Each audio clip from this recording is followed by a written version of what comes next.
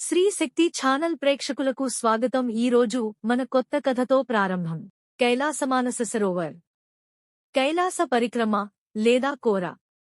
పవిత్ర స్థలంలో ప్రదక్షిణ చేయడానికి సంస్కృత పదం పరిక్రమ మరియు అదే చర్యకు టిబెటన్ పదం కోర. కైలాస పర్వతాన్ని ప్రదక్షిణ చేసే చర్యను వివరించడానికి రెండు పదాలు విస్తృతంగా ఉపయోగించబడుతున్నాయి. అనేక మతాల యాత్రికులు కైలాస పర్వతం యొక్క పరిక్రమ కోరను కాలినడకన చేయడం ఆధ్యాత్మికంగా ప్రయోజనకరమైన అభ్యాసం అని నమ్ముతారు. ఇది పుణ్య కర్మల సేకరణ, ఒకరి స్పృహ నుండి పాపాలను ప్రక్షాళన చేయడం మరియు అదృష్టం వంటి వివిధ సానుకూల ప్రభావాలను తీసుకురాగలదు.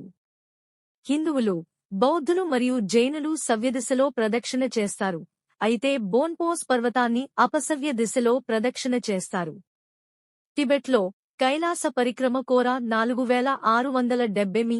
15320 అడుగులు ఎత్తులో ఉన్న డాచెన్లో ప్రారంభమై ముగుస్తుంది. ఇది సంవత్సరంలో నిర్దిష్ట సమయాల్లో యాత్రికులతో నిండి ఉండే చిన్న ఔట్పోస్ట్. కైలాస పర్వతం చుట్టూ ఉన్న మార్గం 52 కిమీ 32 మైళ్లు పొడవు ఉంది.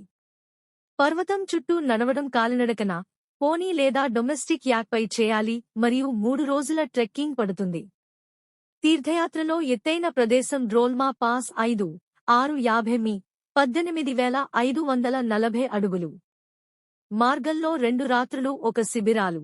మొదటగా దిరపుక్ గొంప గడ్డి మైదానం దగ్గర, పాస్కు ముందు దాదాపు 2 నుండి 3 కిమీ 1.2 నుండి 1.9 మైళ్లు, మరియు రెండవది పాస్ను దాటి వీలైనంత వరకు లోతువైపు వెళ్లిన తర్వాత దాటుతున్నప్పుడు గౌరీకుండ్ సరస్సు డ్రోల్మా లా పాస్ నుండి 100 మీటర్ల దిగువన.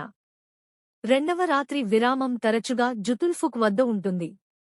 చాలామంది యాత్రికులు తీర్థయాత్ర పూర్తి చేయడానికి 3 రోజులు పడుతుంది.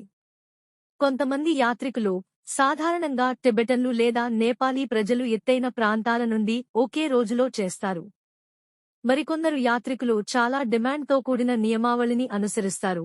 ప్రదక్షిణ మొత్తం పొడవునా శరీర పొడవునా ప్రణామాలు చేస్తారు.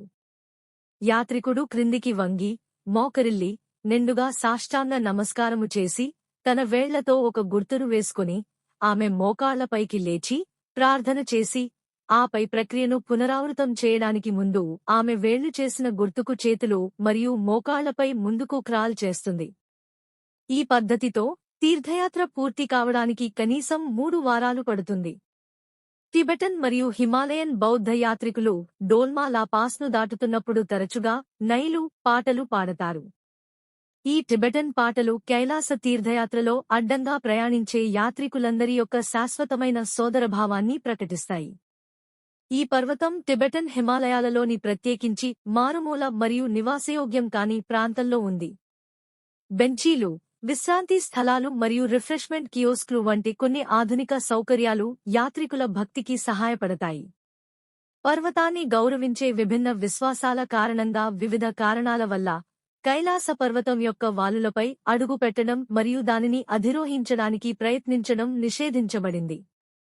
భారతదేశం గుండా మార్గాలు. భారతీయ యాత్రికులు భారత ప్రభుత్వ విదేశీ వ్యవహారాల మంత్రిత్వ శాఖ నిర్వహించే వార్షిక కైలాస తీర్థయాత్రల ద్వారా లేదా వివిధ ట్రావెల్ కంపెనీలు నిర్వహించే ప్రైవేట్ సమూహాల ద్వారా వెళ్లే అవకాశం ఉంది. భారత ప్రభుత్వం నిర్వహించే తీర్థయాత్రల కోసం ఒక వ్యక్తి కొన్ని ఇతర షరతులతో పాటు ప్రస్తుత సంవత్సరం సెప్టెంబర్ 1 నాటికి కనీసం 6 నెలల పాటు చెల్లుబాటు అయ్యే పాస్పోర్ట్తో భారతీయ పౌరుడిగా ఉండాలి.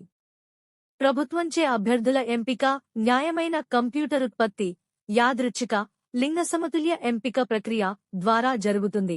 దీని ద్వారా ఎంపికైన అభ్యర్థులకు ప్రస్తుతం భారతదేశం ద్వారా తెరిచిన కైలాష్కు వెళ్లే 2 మార్గాలలో ఏదో ఒక దానిని కేటాయించారు: ఉత్తరాఖండ్లోని లిపు లేక్ పాస్ మరియు సిక్కింలో నాథు లా పాస్. ఈ 2 మార్గాల ద్వారా కైలాష్ మానస సరోవర్ యాత్రను నిర్వహించడానికి ఏ ప్రైవేట్ ట్రావెల్ కంపెనీలకు అనుమతి లేదు.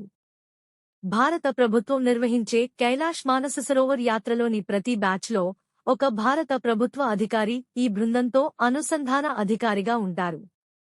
లిపు లేక్ మార్గంలో ఢిల్లీలో బ్రీఫింగ్ మరియు వైద్య తనిఖీలు ఉంటాయి. అక్కడి నుండి లిపు లేక్ పాస్కు ప్రయాణించి, ఆపై కైలాష్ మానస సరోవర్ తీర్థయాత్ర కోసం టిబెట్లో ప్రయాణించాలి. ఇటీవలి వరకు లిపు లేక్ మార్గంలో నారాయణ్ ఆశ్రమం నుండి లిపు లేక్ పాస్ వరకు మహాకాళి లోయ